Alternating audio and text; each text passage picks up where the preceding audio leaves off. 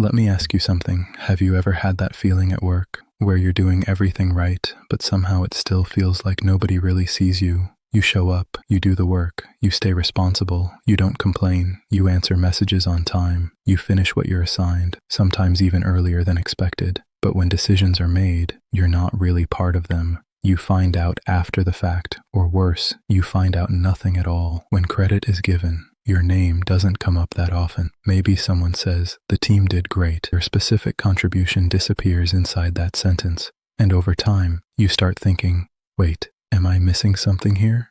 Or worse, am I just not that important here? And what makes it harder is that nothing is technically wrong. No one is openly excluding you. No one is saying you're doing a bad job. That's exactly why it's so confusing. I want to talk about something most people misunderstand completely. Feeling invisible at work is not always about performance. And I know that's frustrating to hear, because you probably are working hard. You might even be one of the most reliable people in your team. But here's the thing, workplaces don't really respond to effort the way we expect them to. Respond to something else, something quieter, visibility. And visibility is not the same thing as hard work, not even close. A lot of people believe this without even questioning it. If I just work hard enough, people will notice me. But in real life, that's not how it works. Let me give you a simple example. You might be the person who finishes tasks without delay. You respond quickly, fix problems before they escalate. You don't make noise. You don't interrupt others. You just get things done. Sometimes you even clean up problems that others created.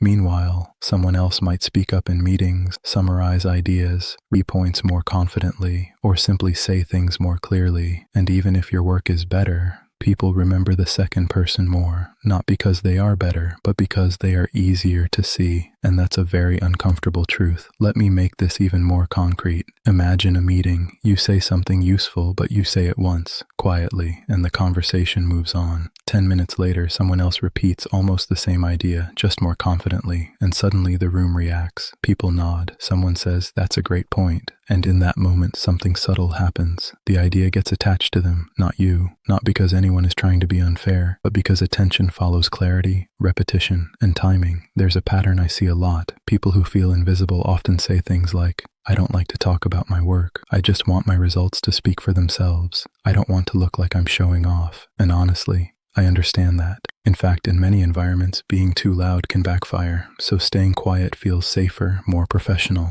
But here's the problem. In most workplaces, silence doesn't get interpreted as humility. It's interpreted as absence, and absence is not neutral. It slowly erases you from the mental map of the team. So what happens is this: you do great work, but you don't really attach yourself to it in other people's minds. For example, you might handle something important for a client, fix a critical issue, or stay late to make sure something gets done. But if nobody hears about it in a structured way, it becomes invisible history, and slowly, people start relying on but not remembering you. They know the work will be done when they think of who is driving progress. Your name doesn't come up first. That's where invisibility starts, and it rarely feels sudden. It builds quietly over time. There's something most people never notice. Workplaces don't reward effort directly, they reward signals. And signals are things like speaking in meetings, even briefly, updating people before they ask, making your progress visible in small, consistent ways, connecting your work to outcomes people actually care about, and sometimes simply repeating your key point more than once so it sticks. Let me put it more simply. If nobody can clearly describe what you did or why it mattered, then your work kind of disappears from the system, not because it wasn't good, but because it wasn't translated into something people can remember. And here's something even more subtle. Memory in workplaces is not fair. People don't remember everything equally. They remember what is repeated. They remember what is visible at the right moment. They remember what is emotionally easy to process. So even high-quality work can fade if it is not reinforced. That's why some people with average output still feel present, while others with excellent output feel strangely invisible. There's another layer here. A lot of invisible employees are actually very reliable people. They don't like conflict. They try to make things easier for everyone. They notice details others miss. They often fix things quietly before anyone even realizes there was a problem. But here's what tends to happen over time. They become the safe person who always delivers, but never the visible person who gets recognized. And this isn't about fairness or unfairness. It's about perception habits. Once people get used to you in a certain role, they stop updating their view of you. even if you've changed, even if you've grown, even if your responsibilities have increased. Let me give you another real situation. Someone joins a team and quietly takes care of documentation, follow-ups, and problem solving. At first, people appreciate it, but after a while, it becomes expected. No one mentions it anymore. It's just what they do. And once something becomes expected, it stops being noticed.